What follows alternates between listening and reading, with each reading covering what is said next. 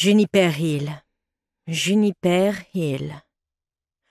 Je retire le post-it du gobelet pour vérifier que j'ai bien le nom de rue correct.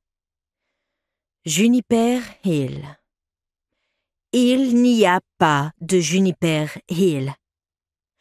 Ma paume claque sur le volant, intensifiant chaque mot. La frustration suinte de mes pores alors que je scrute désespérément la route à la recherche d'un panneau m'indiquant une rue. Drake hurle dans son siège auto, le visage rouge. Comment un bruit si fort peut-il venir d'une si petite personne?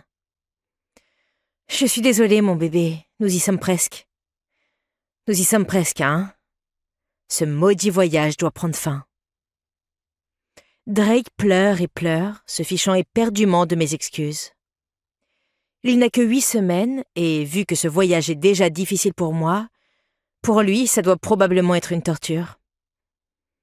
Je gâche tout, n'est-ce pas?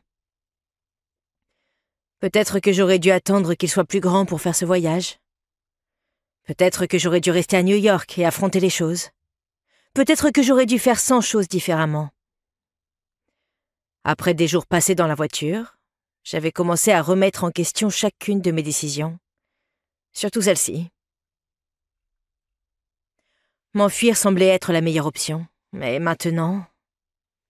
Le cri de Drake me dit le contraire.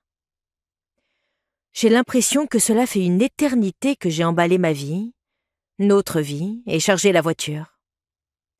Autrefois, j'étais cette fille qui a grandi dans un manoir. Cette fille qui avait un jet privé à sa disposition. Réaliser que les seules choses que je possède vraiment tiennent dans une berline Volvo m'a fait redescendre. Mais j'ai fait mon choix. Et c'est trop tard pour faire marche arrière maintenant. Après des milliers de kilomètres, nous sommes enfin arrivés à Quincy. L'endroit de notre nouveau départ. Si j'arrive à trouver Juniper Hill. Mes oreilles bourdonnent. Mon cœur souffre.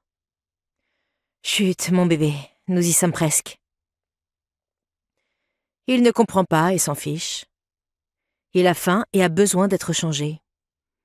J'ai prévu de tout faire une fois arrivé à notre location, mais c'est la 3e fois que je parcours cette portion de route.